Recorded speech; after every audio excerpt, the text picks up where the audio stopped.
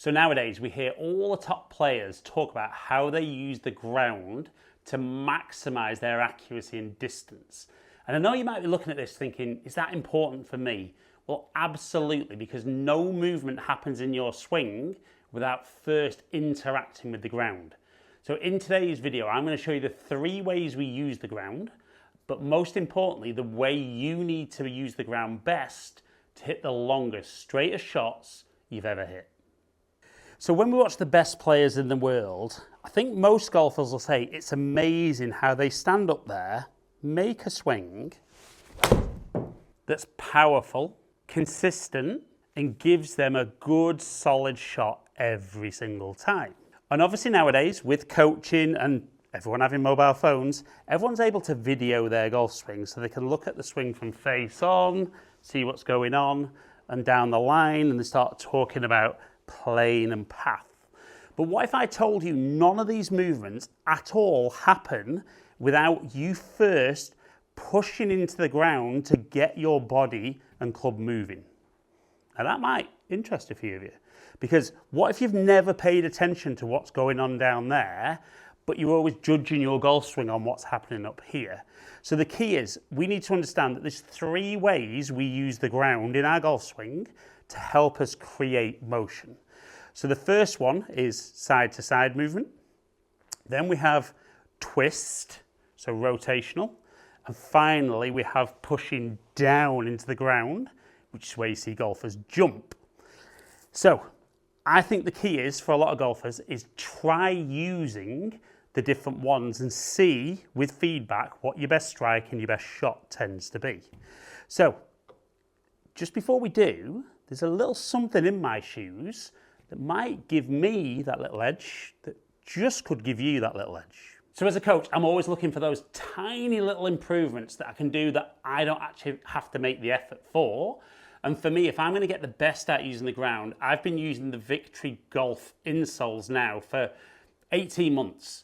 And it is only a few percentage extra in my clubhead speed, but the technology in these that are used by people like Poor Drake Harrington, long drive guys, and even some of the guys out on tour now, really help me get more efficiency. As I push into the ground, these help get more energy back into my body. Now, if you are interested, there's a sale on at the moment. I'm going to pop a link in the top corner, but also in the description. But for now, let's get back to showing you how you use the ground with or without these. So like I said, I've got those insoles in my shoes that are just going to give me a little bit extra. We're only talking about a little percentage, but the first one we're going to work on is side to side. Now, a lot of people are so bothered about not wanting to feel that they sway off the golf ball and slide towards the target. But what we see with all the best players in the world is the lower body has got some motion. The upper body might stay fairly centered, but as golfers, elite golfers, get to impact, their hips are 4 or 5 inches. In fact, I saw a clip of Scotty Scheffler. He was 9 inches closer with his pelvis to target at impact than address. So the first thing we want you to do is try and feel like you get across onto your right side and then aggressively across onto that left side. So it felt solid, a little bit left, 86 miles an hour, 3 inches ahead, 178. So definitely for me, feels like I've got to work very hard at that. And if you are somebody that kind of notices the strike picks up, a great little drill for that is actually start with the club out in front of you, swing back, and then down. And what it does is when the club's out there, in order to get the club to move this way, you push that way in that lead foot. Then as the club changes direction, you're pushing that way, and then it's through. So it can be a great way, start ahead, of really getting feeling that those feet are kind of moving that pressure more side to side. You could even try hitting a shot. Not worry too much about the accuracy on that one, but see if that speed jumps up. We definitely see that one up at nearly 90 miles an hour. So definitely, as I get a little bit more side to side into my swing, definitely pick up that little bit of distance. Now, an added benefit, certainly from down the line, is if you're a golfer who from the top goes this way, what you'll find is as you get here and move more towards the target, see how that club shallows and moves down behind you. So it can also be a great fix on path for somebody who's out to win. Just by moving side to side, we can see there that path 3.2, which on TrackMan means I was 3 degrees from the inside. So I'm not working on path, but by using better lateral motion in my golf swing, I'm able to get the club shallowing. See that club working there, shallowing out. So the second way is twist. So what I want you to think about is we're not thinking of turning the hips and the body, it's how we use the feet. So if I were to try and push my left foot forward, you see my hip goes back. Equally, if I were to try and push my right foot forward, it'd go back. So we'll try to get the feet pushing this way in the backswing, then that way in the downswing. So very much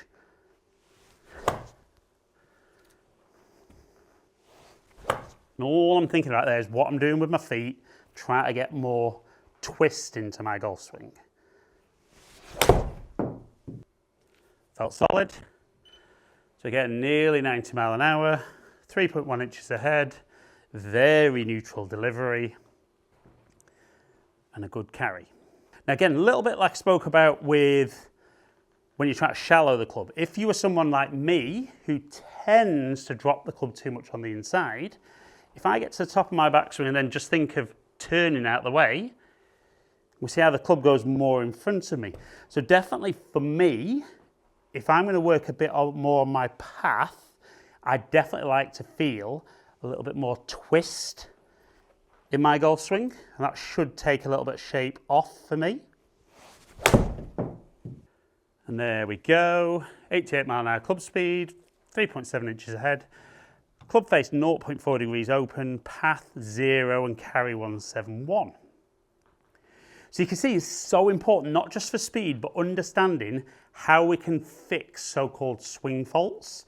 Maybe the way you're moving is creating that fault. So if you're an over-the-top golfer, you're definitely too twisty.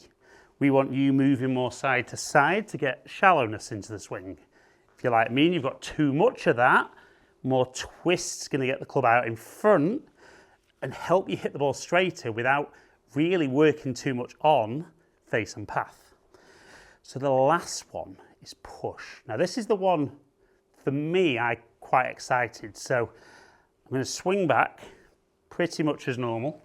Then as I move towards the target, I'm going to move down initially, and then I'm going to feel like I kind of almost jump up off the ground. So I'm going to push down hard into the ground and get myself jumping out of the way. Okay, so feels quick when I do that. I'm not worrying too much about accuracy here, but see, over 90 mile an hour, low point not quite as far forward, but that was good. So then for me, I'd try and exaggerate the feel, but not actually jump, just try and get that left leg feel like it's straightening as early as possible in the downswing. We see very neutral delivery again, 89 mile an hour, and again, decent carry.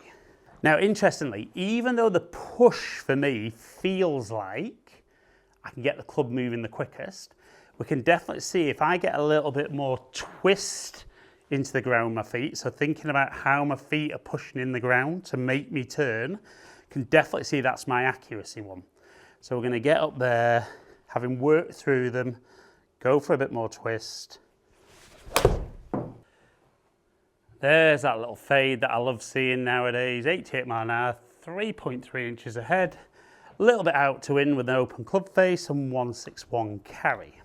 So like I said at the start of the video, you know, we hear a lot about how ground force reaction, how we should use the ground in our golf swing.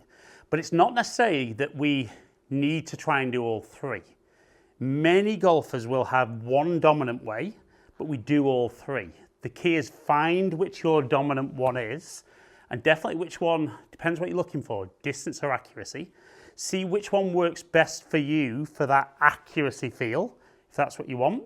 And then really focus on working hard on that.